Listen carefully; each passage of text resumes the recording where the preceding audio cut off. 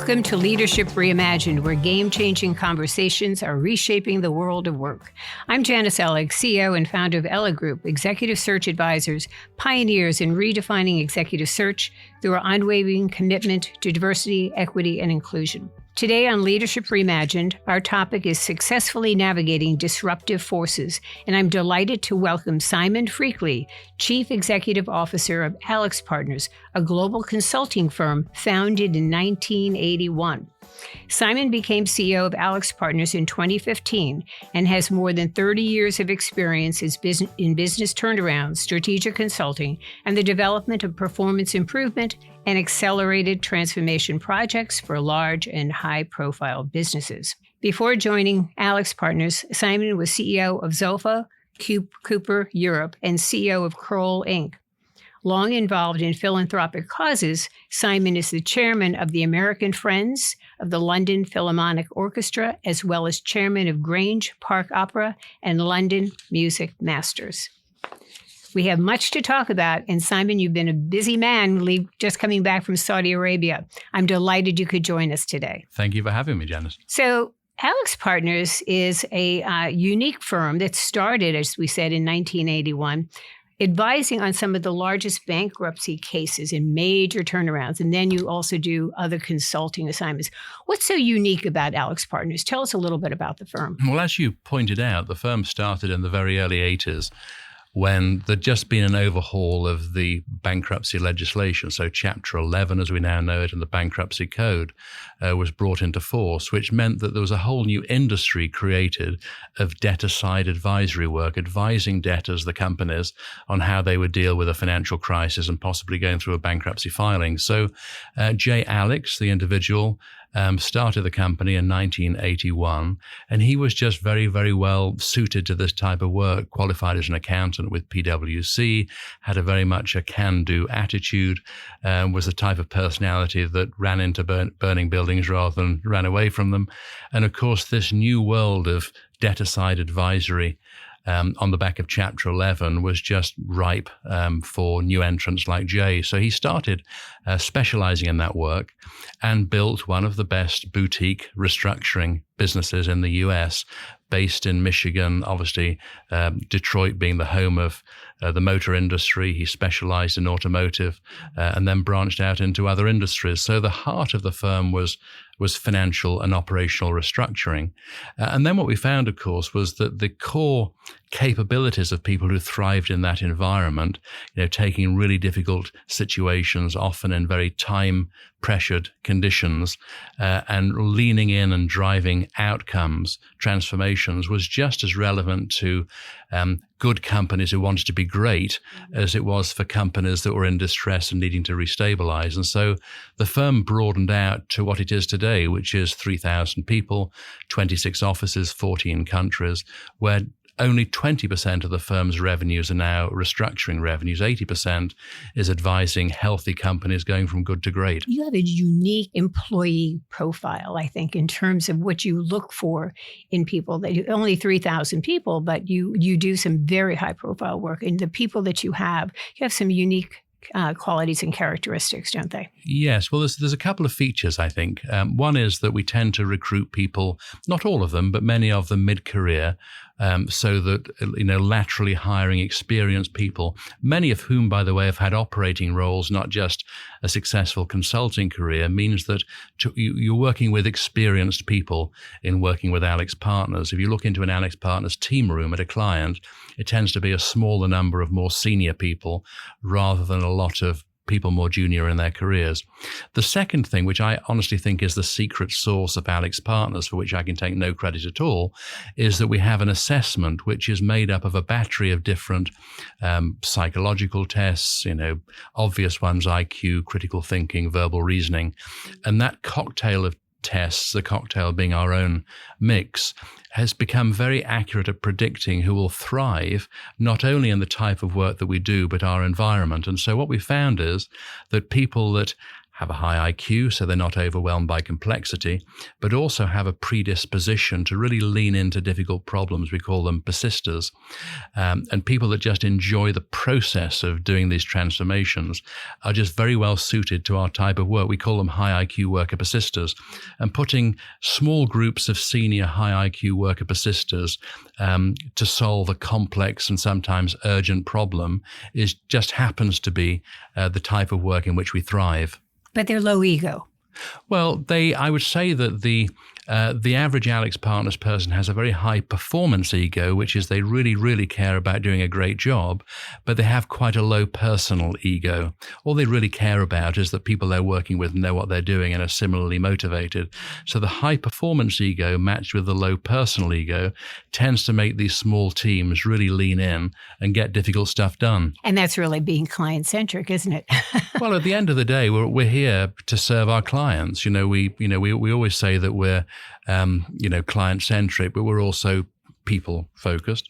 Our colleagues are everything, and we're values-based. And it's the combination of our values, our people-centricity, and our client focus that we think brings all of the essential elements together. And your leadership style and where you learned some leadership lessons, I understand some of it came from your father who owned a boatyard. Is that true? Yeah, my dad had a small family business. It was maybe 25 employees maximum. He made beautiful boats. And so I was brought up, the house that I grew up in was in the boatyard. So I grew up, literally in the middle of boats being assembled and repaired. So every weekend, every school vacation, I would be, scrubbing barnacles off the bottom of boats or painting the bilges of boats or whatever. So, from a very young child, I would spend a lot of time with my dad, as he talked to colleagues about the work they were doing and just talked with customers about, what they needed and wanted, and just, had a masterclass from an early age as to how you get the best out of people.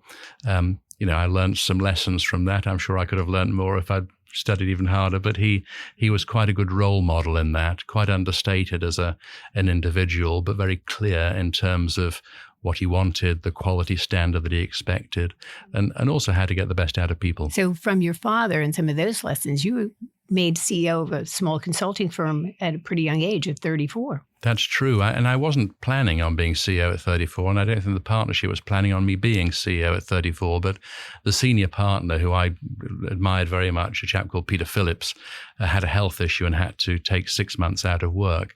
And we were only about 6 partners at the time. And for whatever reason, they concluded that even though I was the younger of the partners, that maybe I should run the firm for 6 months whilst he was recuperating.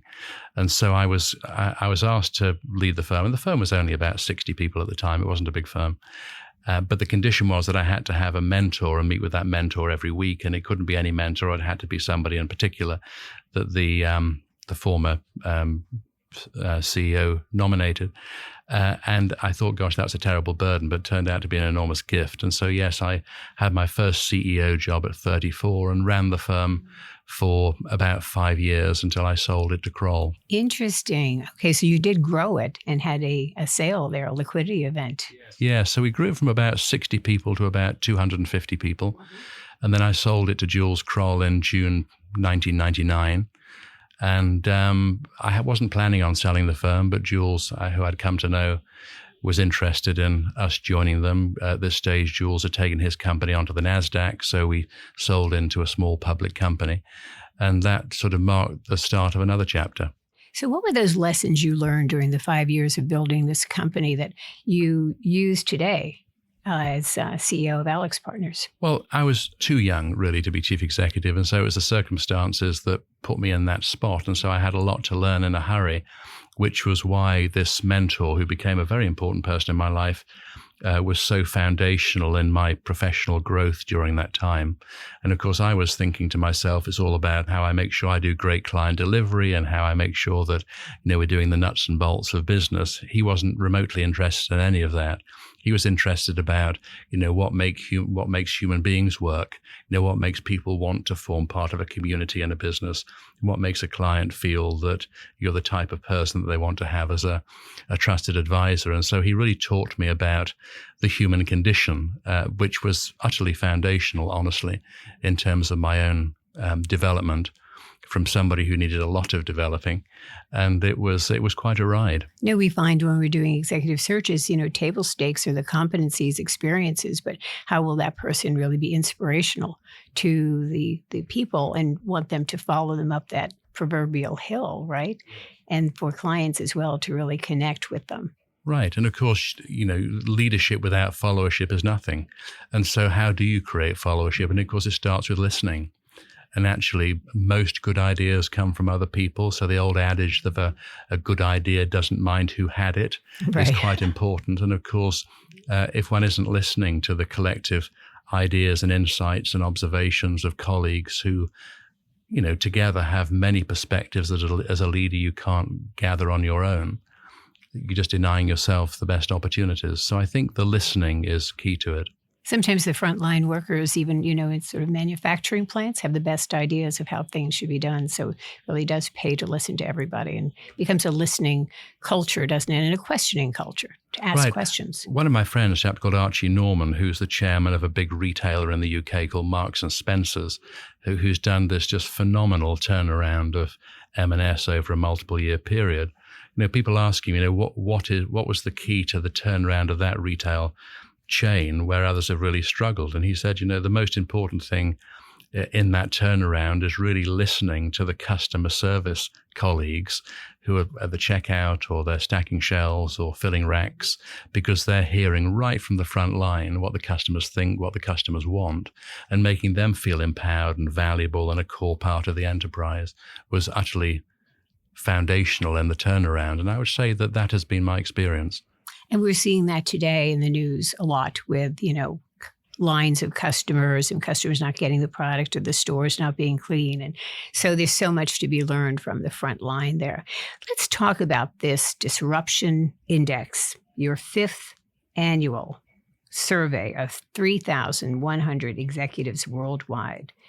It's a really informative survey. I enjoyed all 60 pages of it and learned a lot from it. But I want to hear from you, why did you start this? What was important? Because it was 5 years ago. So it was pre-pandemic, was it, that you started? Yes. I'll tell you exactly what happened. What I found was that obviously because we have this privilege of a front row seat with our clients as they try and capture their biggest opportunities or meet their biggest challenges, what we found was that the issues that our clients were dealing with were less about managing the economic cycle. Were we in a growth cycle? Were we in a deflationary environment?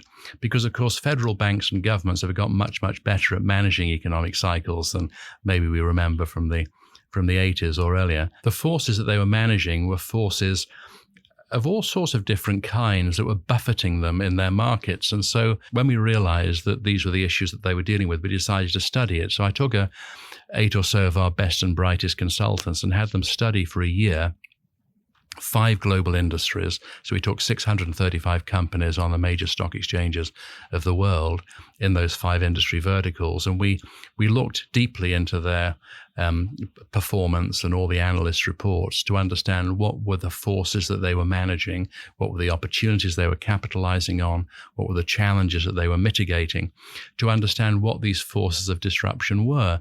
And as we really uncovered these forces, there was no real surprise in it. There were demographic issues, climate-related issues, technology issues. You may say, well, there's nothing unusual about that. But it wasn't so much the individual forces themselves. It was the way that these forces layered on top of each other that turned a rolling sea into a choppy sea for our clients. And this was the market conditions they were dealing with. So to give you an example, it's obvious to say that technology has been a disruptor in the last 25 years. But within technology, there's 3 billion smartphone devices in the world today. Within technology is the connectivity they provide.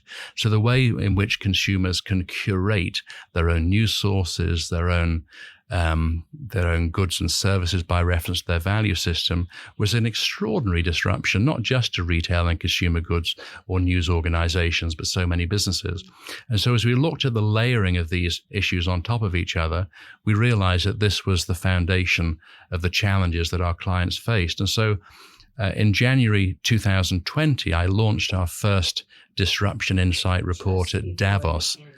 And then the mother of all disruptions happened. I mean, it was just completely by chance. Yeah. And so I had this meeting in Davos with 40 or 50 CEOs and just revealed our findings. And of course, then the whole world turned upside down. And what we found in subsequent disruption surveys, we just released in the last couple of months, our most recent, our 5th survey, is that actually the pandemic disruption itself is largely behind us, but there are many underlying disruptions that are still having a profound effect on business, some of which are getting to a real tipping point. So, for example, this year in the US, it'll be the largest number of retirements of baby boomers in the cycle of baby boomers. So a very large and disproportionately large number of 65-year-olds will be retiring this year. And then actually what the US is facing is a shrinking workforce. That's not a surprise. The same's happening in China. In fact, the same's happening in every developed Western economy. So the labor pool is shrinking, the skills pool is even more scarce. And so how do people navigate through those conditions and continue to grow their enterprises? To what extent will technology, not just generative AI, but technology generally, make up for the productivity gains of a shrinking workforce?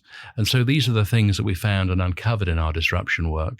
And it's proven to be a very rich seam of understanding of the underlying issues that so many of our clients are dealing with. So Simon, in reading this, I mean, so we look at technology and we see that it is one of the number one opportunity that executives are seeing, but there are challenges with that too, right? So many are really concerned that they'll be able to keep up with technology, that their people will be able to keep up with technology, and that they may lose their jobs, or, other drastic things will happen and shareholder value can go down. So tell us, what was some of those findings, those takeaways that really, and maybe have changed a little bit over time? All of that is true. I sometimes joke that we should call the disruption index the anxiety index because it really exposes the anxieties of senior executives. And maybe they should be anxious because, of course, they get to see right from the pointy end, the challenges and the opportunities their companies face. I think that there is an anxiety within senior executives that actually technology is evolving faster than they can keep up. Because of the demographic of senior executives, they typically weren't born digitally native. They're trying as hard as they can be to be digitally fluent. The way they do that is by assembling teams that really do understand where their industry is going, how their company capitalizes on the eddies in the stream of opportunity. But it's a geometric progression, and actually everybody's trying to work out how to make sense of the very, very, very fast developments as technology affects them. And of course, with generative AI, there's a lot of discussion about large language models and how we get the best analytics and predictive tools.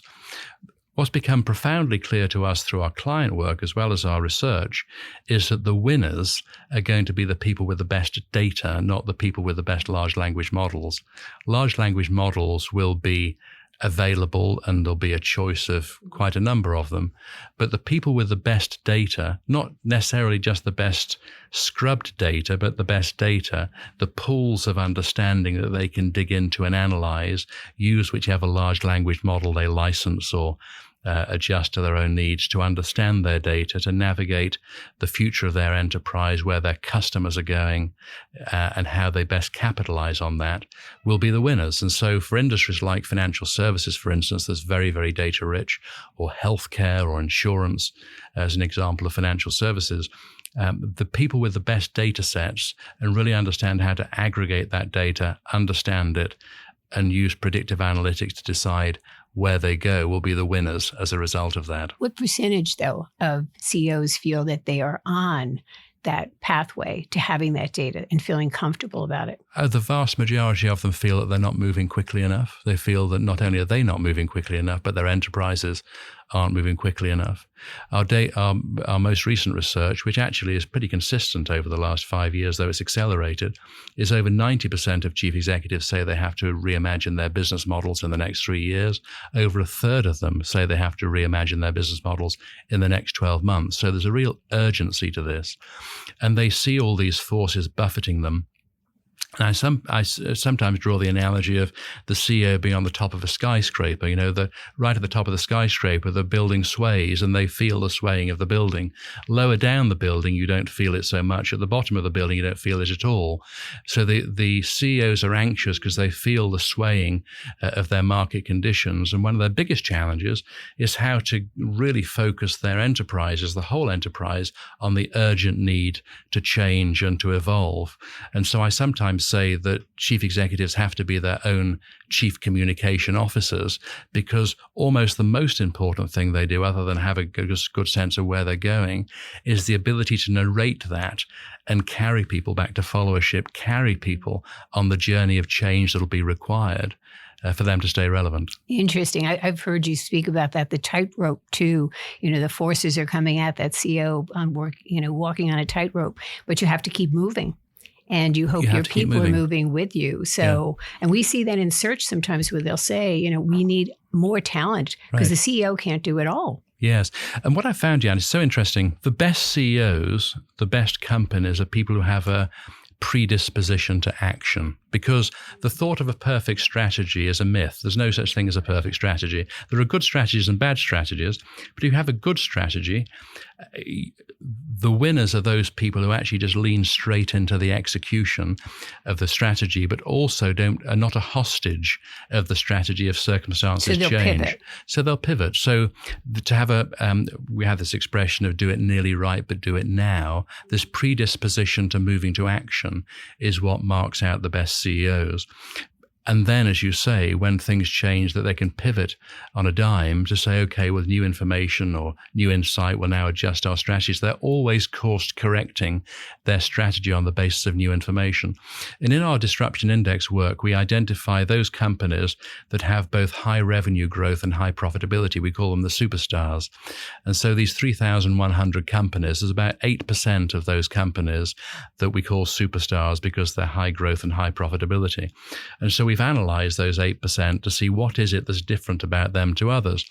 And of course, the reality is that they're dealing with all the same market conditions, all the same forces, all the same challenges as their non-superstar competitors. But what makes them different is they have this predisposition to action and they pivot on new information very quickly. So actually, the power of execution triumphs over a supposedly perfect strategy every single time if that strategy isn't executed well. Speaking of the CEO, but what about the teams and the boards? And I mean, are they all prone to this action? But not where, like some would say, if I don't race to the space to get into the space, I will lose the race. So they're taking these calculated risks or these calculated moves. Is that right? Well, I think so. Yes. So it's not all about the CEO, clearly, and in fact, in my experience, it's certainly not all about the CEO. But it's having the team, the executive team, focused on the right things, moving to action, not getting distracted by the nice to haves, but really focusing on the core elements, the execution of the core elements of the strategy. And of course, one of my insights in this last 12 months, partly with the disruption index work, partly with my client work from the front line, is that about 75% of strategy discussions is taken up with what's AI and generative AI going to do to our business and our industry. If you look at their 2024 budgets, financial budgets, about 3 or 4% of their technology spend is on AI or generative AI. And you think, well, how can that be right? If they're spending 75% of their time wondering what to do on the back of AI and Gen AI, but only 4% of their tech spend, what's the disconnection? The disconnection is that they don't yet know what to do, but they are studying it and really driving down into what should be done, and then the spend will follow. So I predict in 5, 6, and 7, we'll see a much bigger proportion of technology spend being focused on these tools and so they're using the data to really find out they're what using the they data, should be doing. And that's what smart people are doing. Yeah. So are there some key characteristics, leadership traits that you're seeing in some of these super growth, high profitable businesses that you've looked at and studied? Yes, absolutely. So we talked about the propensity to action. That's certainly core to it. Strong communicators are also core to it. And so it's very interesting. You probably saw recently that Lyft, the ride company, limousine company, they had a typo in their last quarter's financials where they said that they had much more significant margin improvement than they did because they got the decimal point in the wrong place. And so, of course, Don't want to do that. for many people, it would have just been crucifying. But actually, the CEO got right on the front foot and said, it was a typo. We had 50 basis points improvement, not 500. But let me tell you about our strategy and why we're seeing real traction. And in fact, ultimately, the share price recovered and, in fact, went up. And so good communicators, absolutely a core feature of excellent CEOs and leadership teams, focusing on the core elements of the strategy and rigorously driving them, not getting distracted by the nice to haves is certainly core. I give you Larry Culp, for instance, what he's done with the repositioning of GE and the spinning out into 3 companies. It's really remarkable masterclass, actually, on how to do that. We also see best-of-class businesses and leaders really, to the extent possible, moving their fixed costs into variable costs, which to give them optionality when things change. They're not a hostage of too high fixed cost. And also people making sure they have liquidity on their balance sheet by selling non-core assets or making sure they have liquidity lines to be able to capitalize on special opportunities is a combination of all of these features and leadership elements that make the 8% of these companies, the superstars, stand out from the crowd. And interestingly enough, as we've studied them, they perform better than their peers on a multi-year basis, not just in a particular year. These disciplines, these areas of focus, this commitment to focusing on what really matters marks them out. Yeah, so a friend of mine, Maggie Wilderato, said that on a board she was at, the CEO said, no is a complete sentence.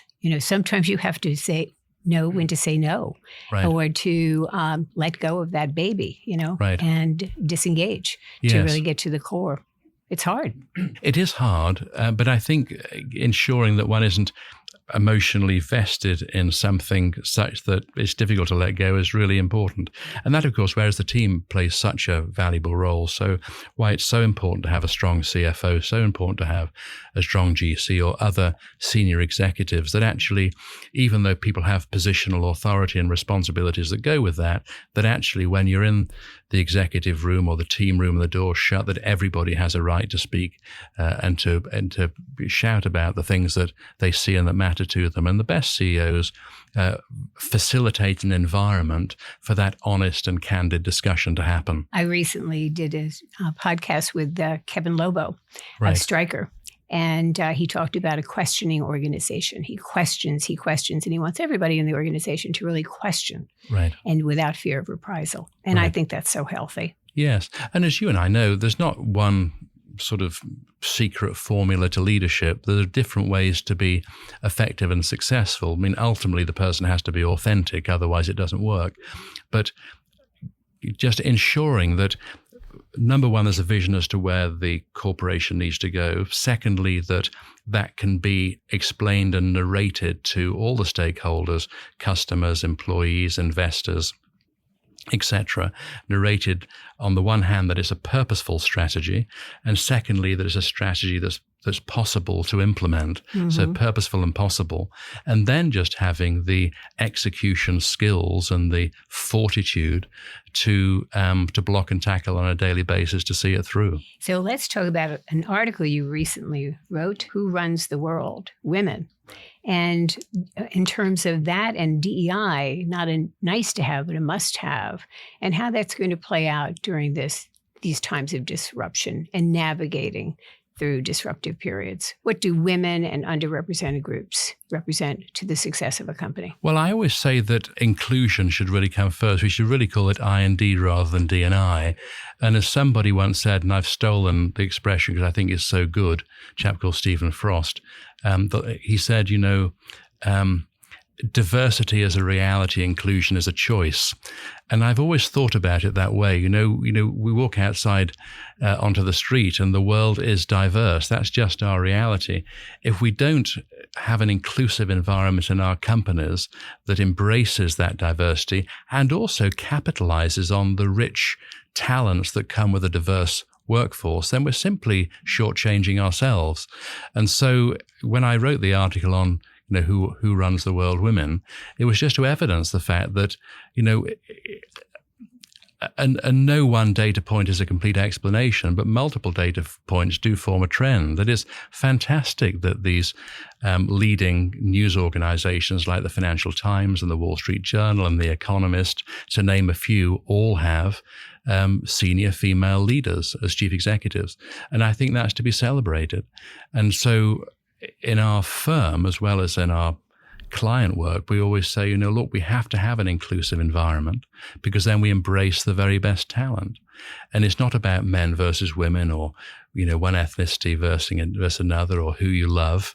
It's a matter of just the best talent and an environment in which people feel they can thrive. So when I wrote that article, I felt, we still have a long way to go, but there's much to celebrate. Well, the percentage that goes into venture for women is very, very low, 2%. Right? Yes. So that needs to change. And also the CEO, in terms of only, 10% of the CEOs being women, and 34% women on boards in the C-suite. I think it's changing, but it's slipping back a little bit. So I think we need to still recognize that talent exists in many forms, and we have to tap all of that. Yes. The business that I mentioned to you that I ran earlier in our discussion, I think we had 23 partners, and we had more women than men in the partner group. And actually the discussions we had as a partner group were richer as a result.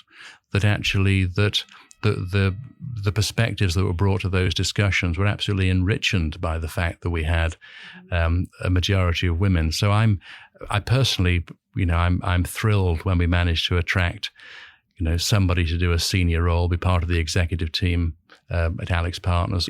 It's fantastic. That isn't to say that I don't have, spectacular male leaders too. It's not a one or the other. It's just pulling together the best talent. It's a balance. Right. And you just have to tap into, reflect your employees, your customers, your communities, and the shareholders. Right. So what's ahead for AlixPartners? What do you see in the future? What's the growth area for you? Well, we've more than doubled the size of the firm in the last 7 or so years. I think that the opportunity for AlixPartners, this rather differentiated best-of-class consulting experience, slightly more senior people that have been operators as well as senior consultants. I think there's lots of opportunity left for us. I've always been of the view that there's more than enough market opportunity for the best players. So I've never seen it as being a race that one person wins. I've always seen it a bit like a very long distance run, like a marathon, where you end up with a clump of the very best athletes at the front of the pack. And we consider ourselves to be in that clump of athletes, and that's where we want to stay. On any particular day, somebody will win a particular race, but they're all world-class athletes, and there's more than enough market opportunity for all of the best-of-class consulting firms. But for the type of work that we do, the transformational changes that we partner with our clients on affecting, I think there's lots more market opportunity for us. I'd be very surprised indeed if the firm didn't double again in size over the next 7 or 8 years. Not that size is in and of itself our objective. We're not trying to get to a particular revenue level or a particular headcount. It's just fulfilling market opportunity and making sure that throughout all of that there's a very, very strong thread of being values-based and being people-centric and being client-focused, which is at the end of the day what makes us, I think, a great consulting firm to work with. So when you're not being the CEO of AlixPartners, you're involved in some not-for-profits. Why are those important to you? Well, I went on my very first non-profit board about 35 years ago, and a friend of mine who had just set up an opera company, who spectacularly capable person, a woman called Wasfikani, said, look, Simon, it's really important that there's more to your life than work. Come and get involved in my opera company. Of course, she was fundraising at the time. I did get involved, and I went on the board about 25 years ago, and I've been chairman for probably 10. It's been a wonderful journey. It isn't the only non-profit I've been involved. I've been involved in several, but what I found is that the people in the non-profit world are just as talented and just as ambitious and just as capable as people in the for-profit world. And I've had the privilege of working alongside or being in conversations with these just amazing musicians and artists, actors, and also on the administrative side, people that, just drive great organizations. And I've learned so much from them. because they're just so capable. And it's been a real privilege to have the opportunity to see the world from a slightly different vantage point. And I think my life has undoubtedly been richer as a result. Yeah, we always look at executives. What do you give back to? How are you helping society? Yes, which I think is a great question.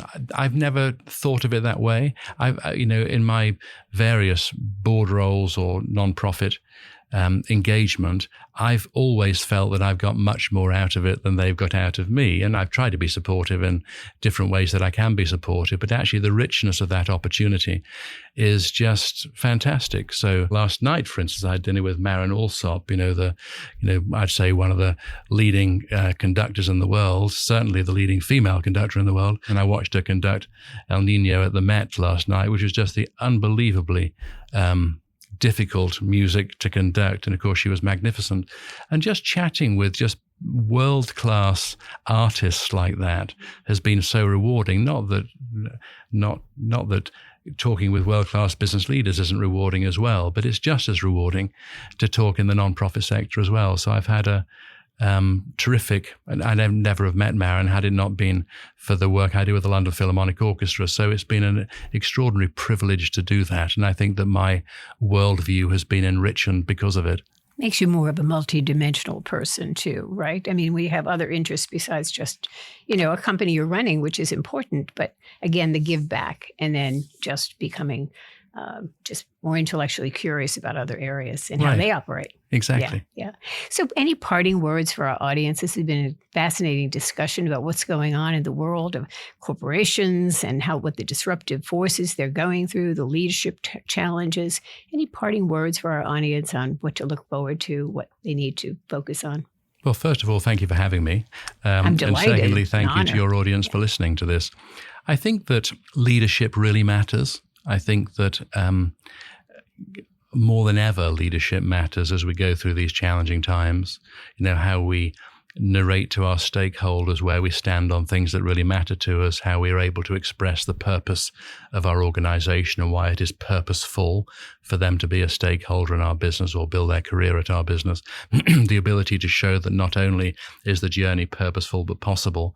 I would say that my takeaway from so much of what I do is the importance of leadership and the importance of explaining why a particular vision is the right vision for the company and why it's purposeful to follow it. So I would say that leadership's always been important.